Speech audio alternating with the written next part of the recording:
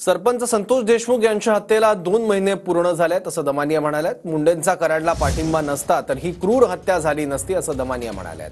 मुंडेंबाबतचे सर्व पुरावे मुख्यमंत्र्यांना आज पत्राद्वारे पाठवणार असल्याचं दमानियांनी म्हटलंय। धनंजय मुंडे यांचा राजीनामा घेतला पाहिजे अशी मागणी दमानियांनी केली आहे। तर काय ट्विट केलं अंजली दमानियांनी? आज स्वर्गीय संतोष देशमुख यांना जाऊन 2 महिने पूर्ण झाले, आज तरी राजीनामा होणार का? देशमुखांना आदरांजली म्हणून एक सविस्तर पत्र मुख्यमंत्री अजित पवार, निवडणूक आयोग, सीबीआय, सीएजी, एसीबीला पाठवते आहे। पत्रासोबत धनंजय मुंडेंवरील सर्व आरोपांचे पुरावे देखील पाठवत आहे। यांचा पाठिंबा जर कराडला नसता तर ही क्रूर हत्या झाली नसती। आज तरी चौकशी लावतील आणि राजीनामा घेतील अशी अपेक्षा। अजून बरेच काही कळणं बाकी आहे। अजून त्या स्कॉर्पिओ गाडीत सापडलेल्या फोनचा डेटा देखील रिट्रीव्ह झालेला नाही।